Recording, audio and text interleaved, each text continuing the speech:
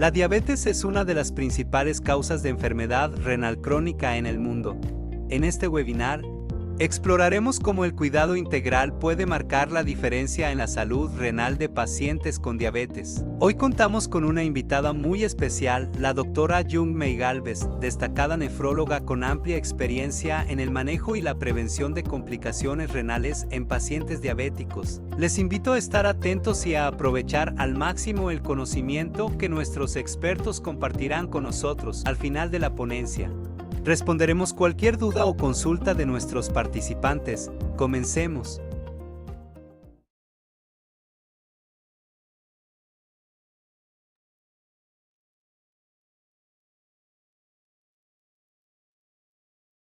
Hola, buenas noches.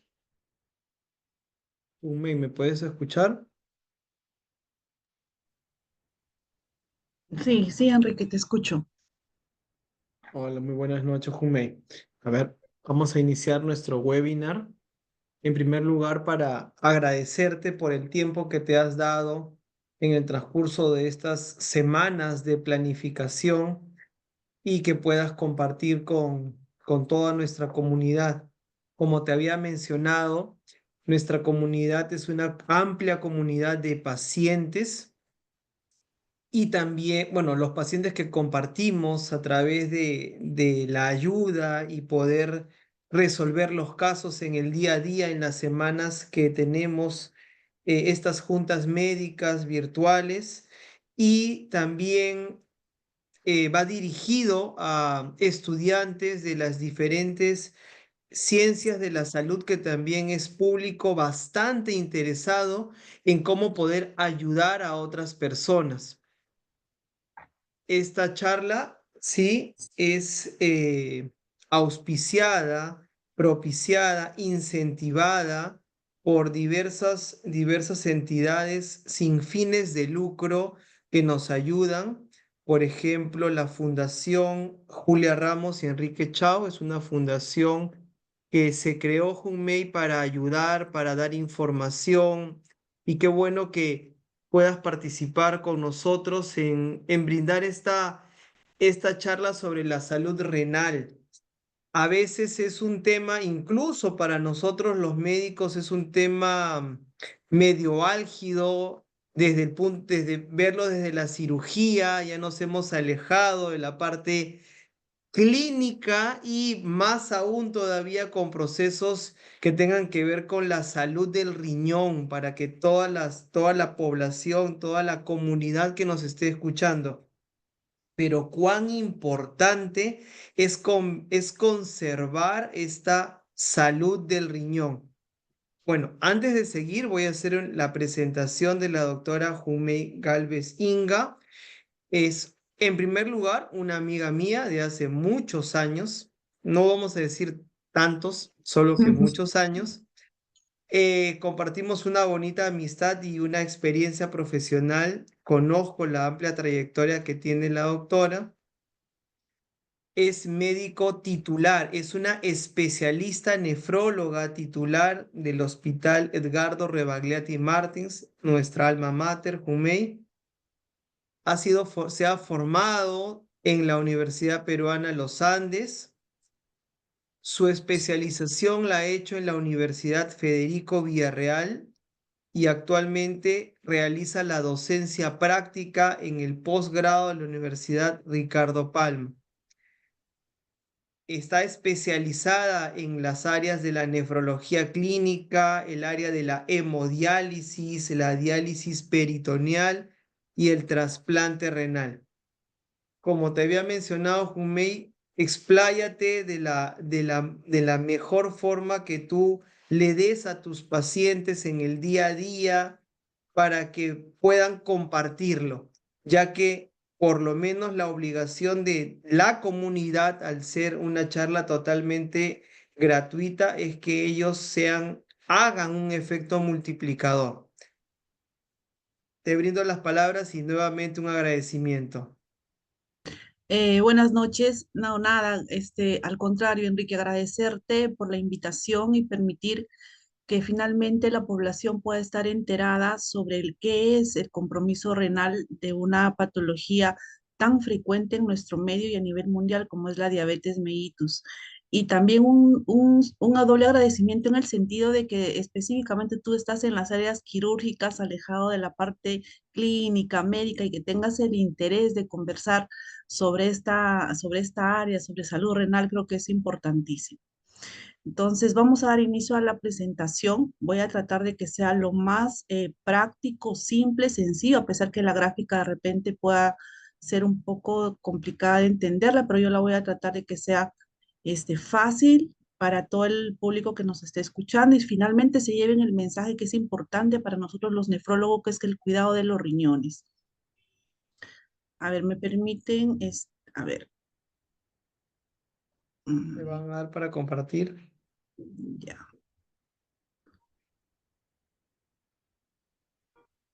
¿Pueden ver ahí la presentación? Sí, se puede ver.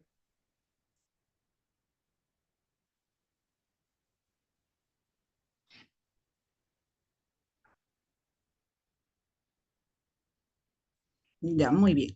Entonces, para nosotros hablar de esta complicación tan frecuente de la diabetes mellitus, tenemos que un poco entender cuál es la problemática frente a la que nos encontramos y que muchas veces pasa desapercibido, incluso por el mismo personal médico, sanitario en el que trabajamos.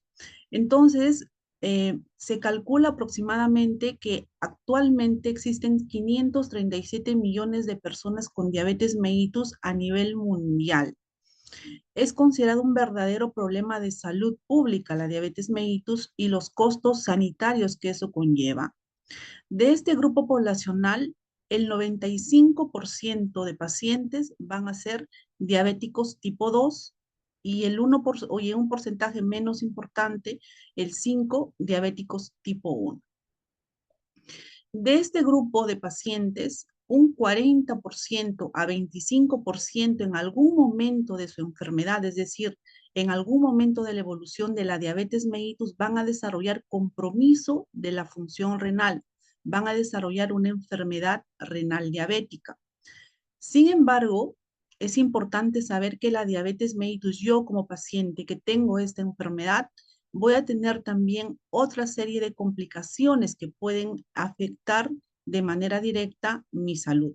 ¿Cuáles son? Problemas a nivel cardíaco, a nivel cardiovascular, que pueden impactar de manera importante en la calidad de vida de nuestros pacientes. Entonces, veamos que es un problema no solamente de Perú y de nuestro medio, es un problema a nivel mundial. La diabetes mellitus es considerada una epidemia y las proyecciones que tenemos sobre el incremento de esta patología a nivel mundial no son nada alentadoras.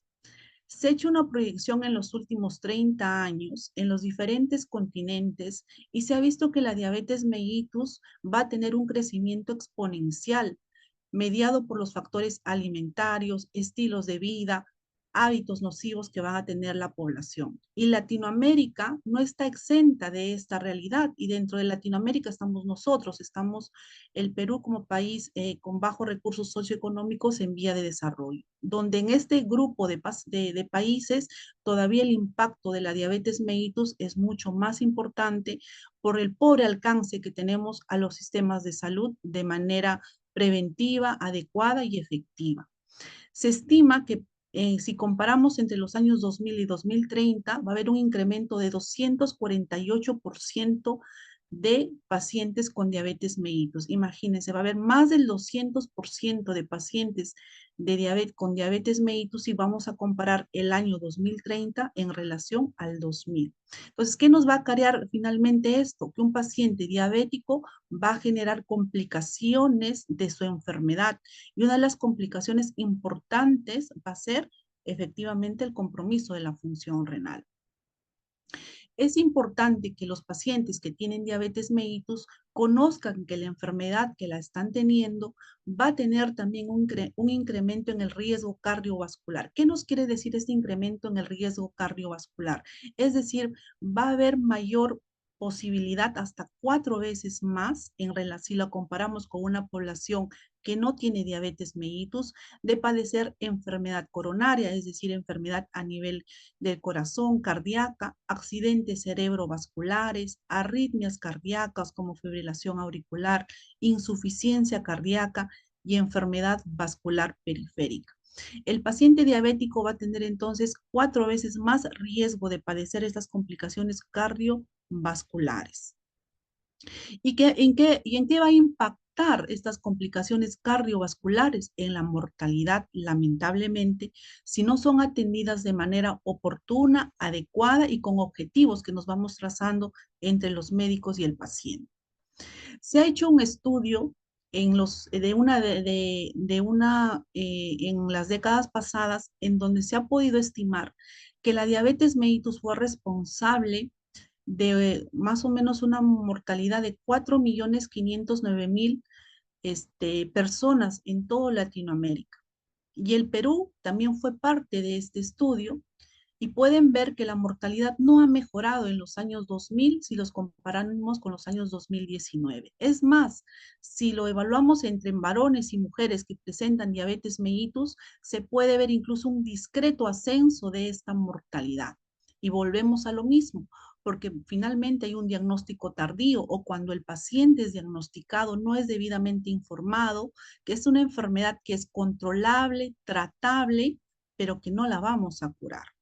Y muchas veces el paciente abandona el tratamiento o cree que las pastillas que se le está indicando van a hacerse de alguna manera adictivas y nos abandonan la terapia. ¿Por qué? Porque nosotros como personal de salud no lo hemos informado, no lo hemos educado adecuadamente y eso finalmente impacta en la morbilidad, o sea, en las complicaciones y en la mortalidad que va a tener el paciente con diabetes mellitus. Dentro de estas complicaciones que puede presentar un paciente con diabetes mellitus está la enfermedad renal diabética. Y esta es una de las que más va a tener impacto en la calidad de vida, en la supervivencia de un paciente con diabetes.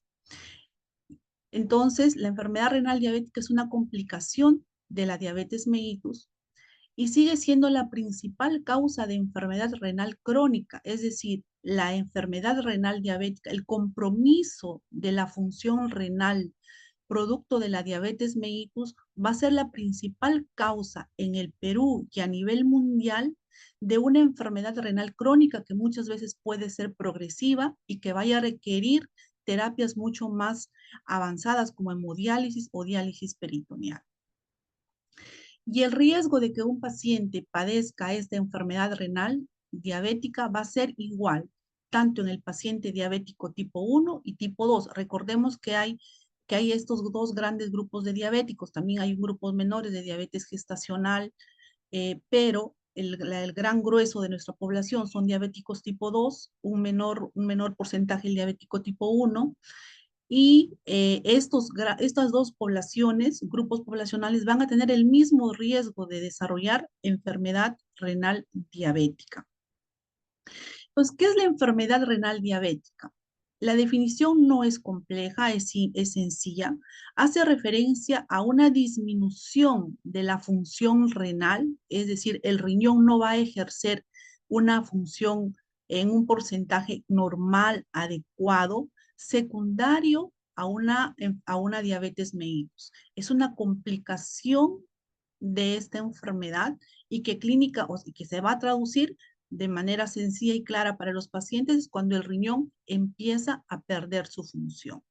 Además, recordemos que muchos de nuestros pacientes con diabetes mellitus tipo 2, sobre todo, no solo son diabéticos, también son obesos, son hipertensos o pueden eventualmente también tener algún otro tipo de complicación infecciosa o usar fármacos, medicamentos no prescritos por médicos, la automedicación, que pueden generar eventos agudos de compromiso, o sea, muy agudos de compromiso de función renal que también podrían contribuir a esta enfermedad renal diabética. Entonces, el concepto es un poco más amplio de enfermedad renal diabética, pero que básicamente hace referencia a un compromiso del riñón secundario a esta enfermedad. Y la enfermedad renal diabética también va a ser causa de mortalidad, es decir, que si no la tratamos, no la diagnosticamos a tiempo, también va a ocasionarnos mortalidad en nuestros pacientes. Y en un periodo de 20 años, esta enfermedad renal diabética fue responsable de más de 1 millón de muertes en Latinoamérica. Y nuestro país también nuevamente fue parte de este estudio. Y como pueden ver, la mortalidad no ha cambiado, es decir, no hemos intervenido de manera oportuna y adecuada todavía en nuestros pacientes diabéticos para que no haya un impacto en su sobrevida entre los años 2000 y 2019. Pocos países en Latinoamérica sí han mostrado una disminución, está como Argentina, Uruguay, y países como ubicados más al norte de América, como México, incluso esta mortalidad la han visto incrementada. Entonces, nosotros debemos preguntarnos qué estamos haciendo o qué estamos dejando de hacer como médicos o como médicos de atención primaria y nefrólogos para que no se haya impactado de manera adecuada y nuestros pacientes con diabetes mellitus no tengan esta mortalidad asociada a una complicación. Entonces, ¿qué pasa? Y debemos nosotros reconocernos como pacientes en qué parte de esta etapa podemos estar también. ¿Cuáles son los obstáculos al que nos encontramos para que esta enfermedad o este compromiso de la función renal por diabetes esté teniendo complicaciones a largo plazo? Primero, que diagnosticamos de manera tardía la diabetes. No hacemos un diagnóstico oportuno de esta enfermedad. Segundo, cuando ya tenemos, y creo que este es un punto muy álgido, es que ya el paciente es diagnosticado de diabetes mellitus, pero tiene un control malo de la glucosa. Sigue con estados de glucosa elevados en ayunas y postprandiales. Y lamentablemente, cuando le preguntamos al paciente sobre sus valores de glucosa, nos dicen que están altos, pero que esos son los que ellos manejan y a los que están acostumbrados. Como que normalizamos como pacientes muchas veces nuestros valores elevados de glucosa. Entonces, ese es el siguiente obstáculo en el que nos encontramos o nos enfrentamos para poder manejar adecuadamente y evitar que lleguemos a estados más avanzados de esta enfermedad renal diabética. El siguiente obstáculo que podemos encontrar, que encontramos, no es que encontramos en este grupo de población, es que ya siendo diagnosticados de diabetes, hacemos un diagnóstico también tardío de enfermedad renal diabética, es decir, no hacemos los screenings correspondientes para diagnosticar oportunamente enfermedad renal diabética e intervenirla de manera correcta.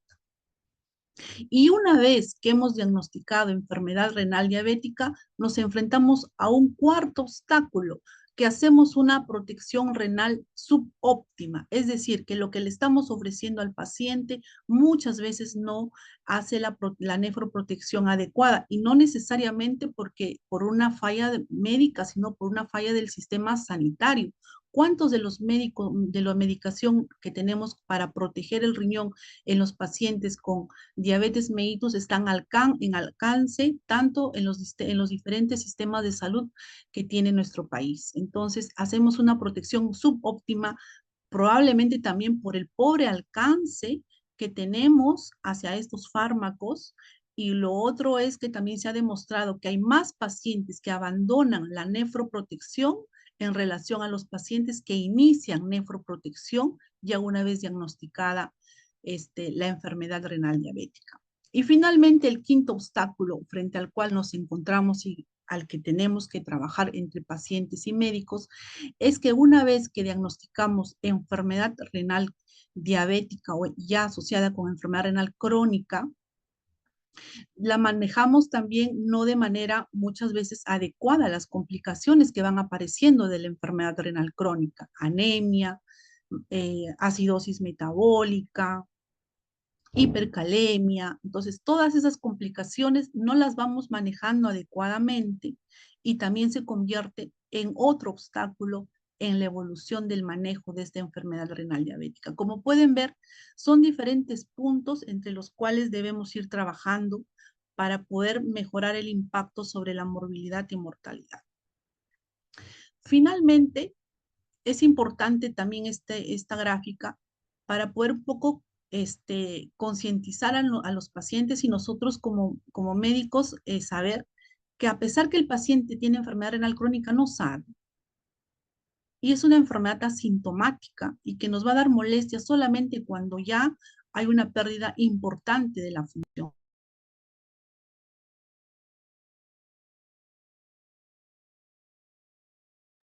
Se bloqueó tu audio, Jumei.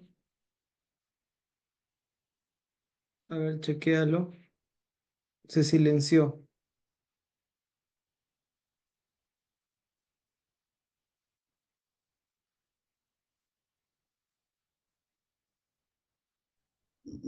Ya, ahí estamos, creo, Listo. otra vez. Ok, sí. Ya. Bueno, perdón. Entonces, como íbamos comentando, la población no está enterada que tiene enfermedad renal crónica y eso hace que no sea intervenido, no asista a los centros sanitarios y las complicaciones que va a generar esta enfermedad van a ir presentándose. Entonces, yo que soy diabético, debo identificar qué factores de riesgo tengo para poder desarrollar enfermedad renal diabética, es decir, compromiso de mis riñones por la diabetes. Y hay múltiples factores. Hay factores que nos van a hacer susceptibles a desarrollar esta enfermedad, la edad avanzada. La edad avanzada va a ser un factor de riesgo para yo desarrollar enfermedad renal diabética. También hay grupos poblacionales por raza, por etnias que tienen mayor riesgo, pero básicamente están dentro de ese grupo los afroamericanos, los indios australianos, otro grupo poblacional, pero también es un factor importante. El factor hereditario, si tengo un familiar de primer grado que es diabético y que ha desarrollado daño al riñón por la diabetes, yo como paciente voy a tener más riesgo también de desarrollar enfermedad renal diabética. Además, que hay factores como la obesidad, la hipertensión, el fumar, que nos van a favorecer al desarrollo de esta enfermedad.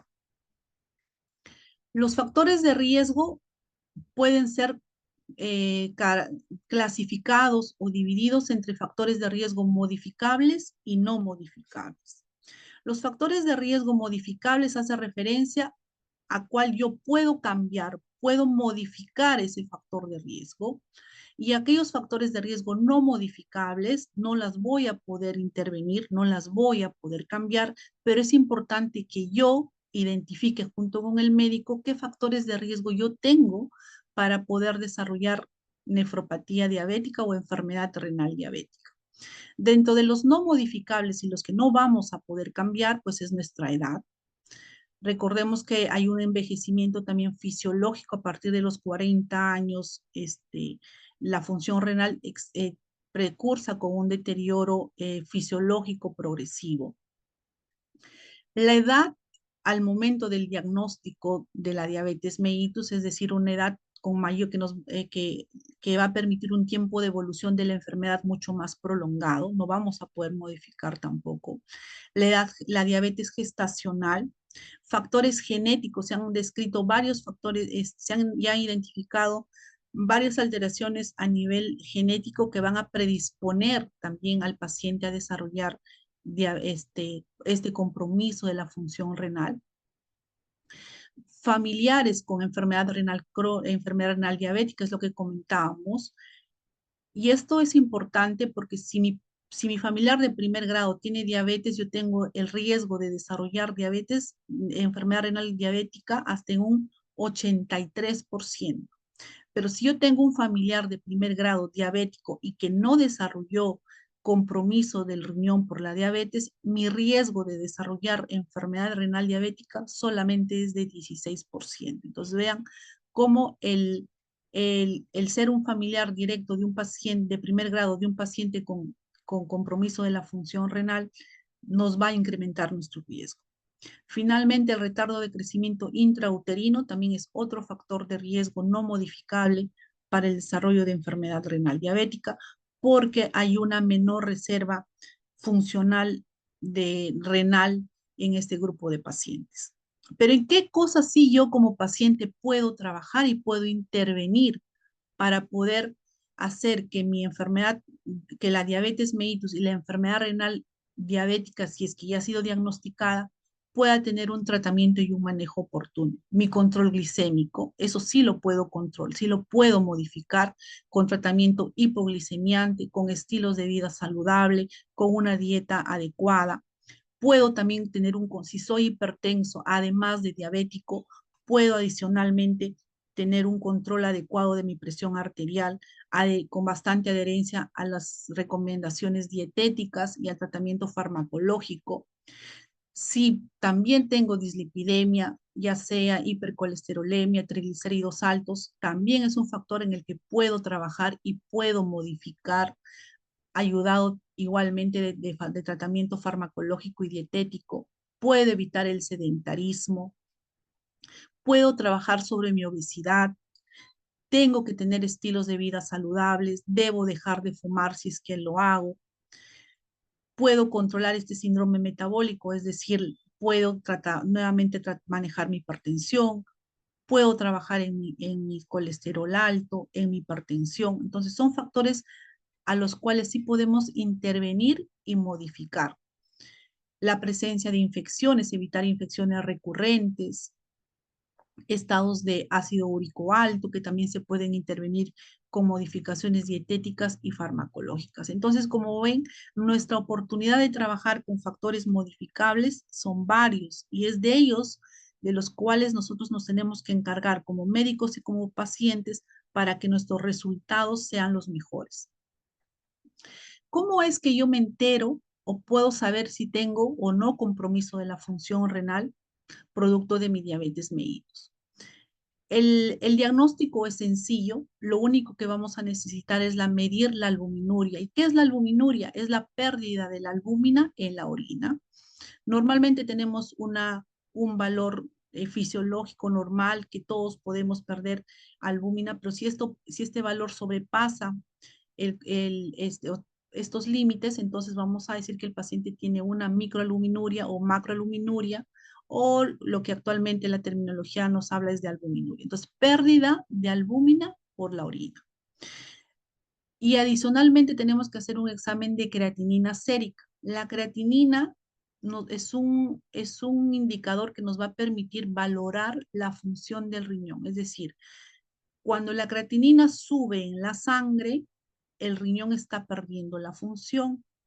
Si la creatinina está normal, nos está diciendo, nos está hablando que podríamos estar con una función renal normal. No es la mejor forma de medir, de calcular la función renal, pero sí nos ayuda porque esta creatinina sérica nos va a servir para estimar la tasa de filtración glomerular, es decir, para calcular cuánto estaría funcionando nuestro riñón.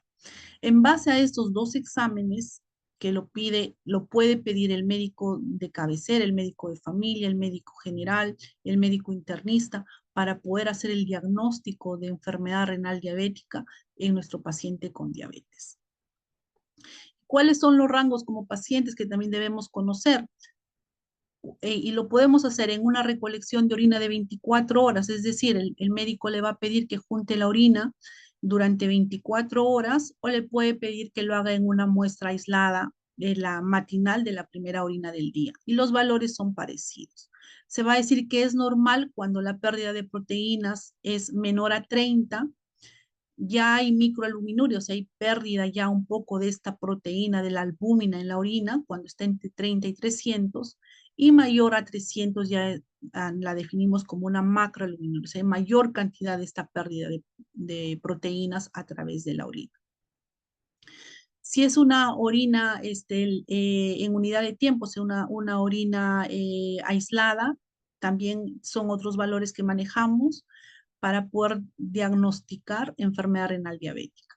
Pero cuando usted le solicitan este examen, debe tener en cuenta ciertas consideraciones. ¿Cuándo no me debo hacer el examen? Cuando tengo fiebre, porque nos va a alterar el resultado. Cuando he hecho un ejercicio intenso, nos puede alterar también el resultado de esta pérdida de proteínas por la orina.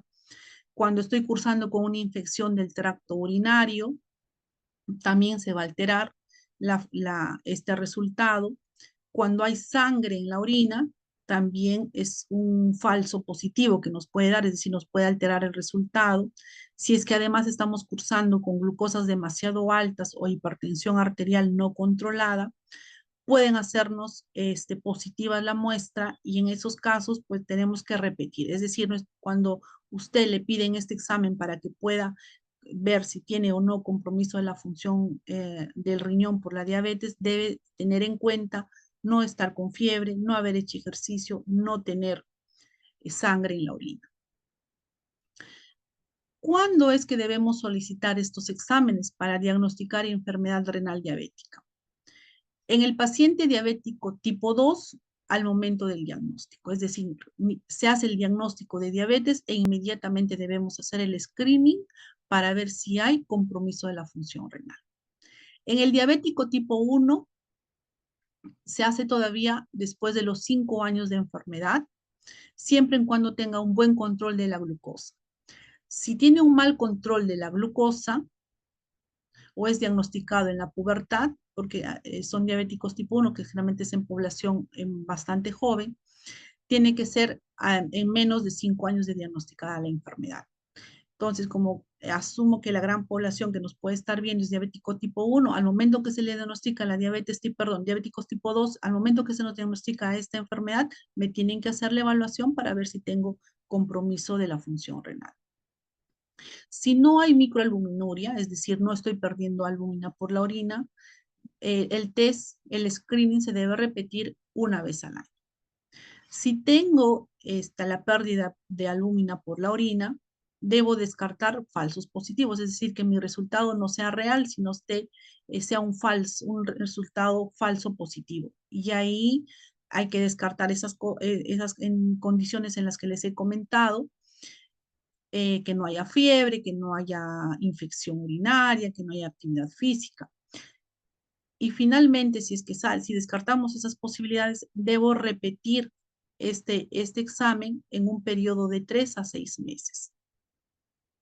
Si en estas dos determinaciones salen positivas, entonces confirmamos que sí hay una microalbuminuria y hay una enfermedad renal diabética. Si no confirmamos estas 2 o 3 determinaciones en este periodo de tiempo, entonces nuevamente repito el examen al año.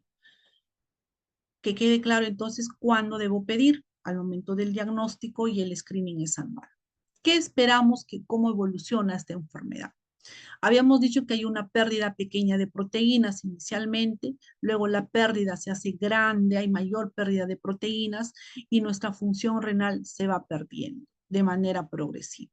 Y cuando hemos perdido de manera importante nuestra función renal, eventualmente el paciente con enfermedad renal diabética que no ha sido tratado, intervenido oportunamente, va a llegar a estas modalidades de terapia de reemplazo renal, que es hemodiálisis y diálisis peritoneal y trasplante renal.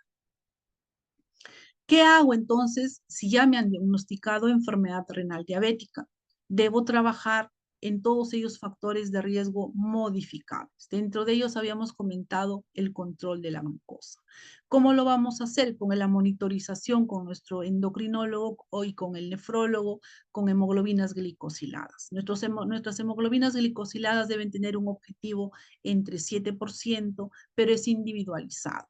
Individualizar si el paciente puede tener riesgo de que se le baje demasiado la glucosa, entonces vamos optimizando.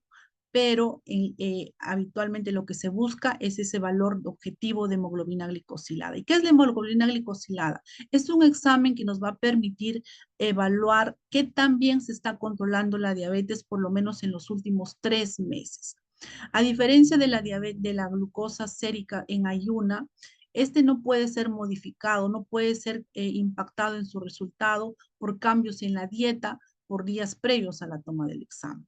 Ya conocemos que muchos de nuestros pacientes con diabetes mellitus saben que el día indicado de la muestra de toma para los resultados de los exámenes hacen dieta o comen poco los días previos y la glucosa en ayunas puede salir normal y nos estaría como quedando una falsa expectativa de un control adecuado de la glucosa.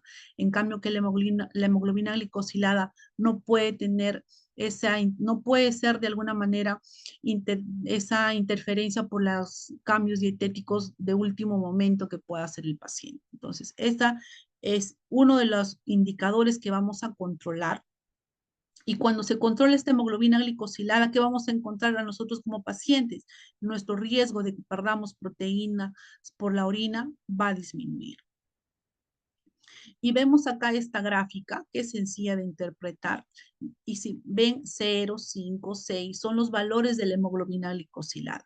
Mientras más alto es el valor de la hemoglobina glicosilada, la posibilidad de que tenga mayor pérdida de proteínas por la orina es mayor. ¿Y por qué es importante el controlar esta pérdida de proteínas por la orina? Porque a mayor pérdida de proteínas por la orina, la progresión o la evolución de esta enfermedad renal diabética va a ser mayor, va a ser progresiva. Vamos a tener mayor posibilidad de que nuestra enfermedad renal evolucione y vayamos perdiendo de manera progresiva la función renal. ¿Y cómo es que esta hemoglobina glicosilada va a impactar a nosotros como pacientes en diferentes áreas? Vamos a tener menos posibilidad de agravar nuestra condición clínica desarrollando una enfermedad renal crónica avanzada. Esas complicaciones a nivel cardiovascular también van a ser menores en relación, por ejemplo, a una hemoglobina glicosilada más alta que va a estar más presente. Las comorbilidades también van a estar presentes. Nuestra expectativa de vida va a ser más corto con una hemoglobina glicosilada alta en relación a una mejor hemoglobina glicosilada, donde nuestra expectativa de vida va a ser mejor. Nuestra conciencia de hipoglicemia va a estar presente todavía en los pacientes con hemoglobinas glicosiladas más bajas en relación a las más altas. El riesgo también de tener más recursos para el manejo de esta hipoglicemia en caso de que cursemos eventualmente con esta complicación. Y nuestra propensión de tratamiento a causar hipoglicemia va a ser más alto cuando tenemos un mal control de glicosiladas en relación a si la tenemos un mejor control glicémico. Entonces ya tenemos el primer factor modificable en el cual vamos a intervenir farmacológicamente y dietéticamente, que es el control adecuado de nuestra hemoglobina glicosilada. Habíamos comentado que un grupo importante de nuestros pacientes van a tener también hipertensión arterial. Entonces, nuestro siguiente objetivo es que nuestra presión arterial esté adecuadamente controlada. Para ello, tenemos objetivos claros y volvemos a lo que muchas veces escuchamos en consulta externa y el paciente nos dice, sí, doctora, yo ya estoy acostumbrado también a que mi presión siempre esté alta. El que sea hipertenso no significa que yo tenga que tener la presión arterial alta. El que sea hipertenso nos obliga a controlar nuestra presión arterial de manera adecuada. ¿Y qué es lo que nos sugiere y qué es lo que nosotros como médicos le transmitimos al paciente? Que en general todo el paciente diabético debe tener una presión arterial que sea menor a 140/80. Pero este control de la presión arterial se hace mucho más intenso se vuelve mucho más estricto cuando además este paciente ya tiene pérdidas de proteínas por la orina. Entonces, nuestro control de presión arterial al paciente le vamos a decir, usted tiene que manejar presiones arteriales entre 130 y 80. No está permitido tener 14, 15, 16. Si estamos cursando con esos niveles de presión arterial, estamos obligados a optimizar el tratamiento para la hipertensión arterial utilizando los fármacos necesarios para poder lograr este objetivo. Otra de las cosas importantes en las que tenemos que cambiar es controlar los niveles de colesterol, de triglicéridos, porque también han demostrado un impacto en la progresión de la enfermedad renal crónica. Haremos uso de los fármacos, ya sean estatinas, para lograr estos objetivos. Y son menos importantes las intervenciones no farmacológicas, es decir, tengo que reducir el peso con actividad física de preferencia aeróbica, sostenida, por lo menos 5 veces a la semana, no menor a 1 hora. tengo que reducir el consumo de la sal en la dieta, si tengo el hábito de fumar, lo tengo que abandonar. El consumo de proteínas, lo que se está sugiriendo es que no debe ser una dieta superior, un consumo de proteínas superior a 1.3 gramos por kilo de peso al día. Algunas bibliografías o guías nos dicen que el paciente debería consumir una dieta de proteínas un poco más baja, de 0,8 gramos kilogramo al día, como manejo dietético o intervención dietética en este grupo de población. Entonces, como pueden ver, el abordaje es farmacológico y no farmacológico. Y esta es una pirámide en donde en la base podemos ver los cambios en la dieta que tenemos que tener como pacientes, el ejercicio, el dejar de fumar, el controlar nuestro peso. En la primera línea de tratamiento, o sea, ¿qué tratamiento debo recibir para mi diabetes mellitus? Está metformina, un grupo de fármacos que nosotros los médicos conocemos como inhibidor de la SGLT2. Es decir, debemos saber como pacientes que tenemos que tener cambios en nuestros estilos de vida, debemos recibir tratamiento farmacológico en el cual el médico nos está indicando de manera adecuada y que nos esté explicando también cuáles son los beneficios y el impacto que va a tener en nuestra salud. Y volvemos nuevamente a repetir la importancia del control de presión arterial, del control de la glucosa, el manejo del control de la diabetes. Este es un gráfico donde se vuelve a repetir la importancia de los cambios del estilo de vida en la parte superior y ya de manera un poco más más específica nos dicen qué medicamentos nosotros podemos hacer uso para poder ejercer un papel protector, renoprotector actualmente en los pacientes con nefropatía diabética. Paso la lámina anterior un poco más rápida porque creo que esta es más fácil de visualizar y que lo que nos diferencia actualmente y lo que hace que nuestra proyección y claramente que el tratamiento de la nefropatía diabética o la enfermedad renal diabética se muestre más esperanzador es porque en los últimos años se han podido descubrir fármacos que han demostrado un papel protector directo sobre el riñón. Hace algunas décadas solo contábamos con este grupo de medicamentos que ustedes los deben conocer si es que son hipertensos también, son el enalapril, el losartán, el valsartán, el irbesartán, que muchas veces de repente se les hace conocido como pacientes. Luego tenemos estos grupos de medicamentos que son para hipoglicemiantes, es decir, para manejar la diabetes mellitus, pero que no solamente tiene un efecto de controlarnos la diabetes, sino que tiene un efecto protector directo a nivel cardiovascular. Habíamos visto en las primeras láminas que el paciente diabético tiene mayor riesgo de enfermedades cardiovasculares, insuficiencia cardíaca, accidente cerebrovascular, arritmias cardíacas, enfermedad de las arterias de los miembros inferiores, insuficiencia arterial periférica. Entonces, estos fármacos han demostrado un efecto protector de proteger al paciente diabético para desarrollar estas complicaciones cardiovasculares y que además han demostrado que tienen un efecto protector a nivel del riñón, al igual que estos dos grupos farmacológicos adicionales. Los muestro para que ustedes como pacientes también estén informados que actualmente tenemos muchas más herramientas como médicos de los cuales podemos utilizar para ejercer un papel nefroprotector adecuado en el paciente con diabetes mellitus y compromiso de la función renal. Sin embargo, seguimos en la lucha en que todos debemos tener acceso a este sistema de salud renal en donde sea accesible para todo nuestro grupo poblacional y solamente de esta manera tendremos un impacto positivo finalmente en disminuir esas tablas que hemos presentado al inicio en cuanto a mortalidad de nuestros pacientes con diabetes mellitus.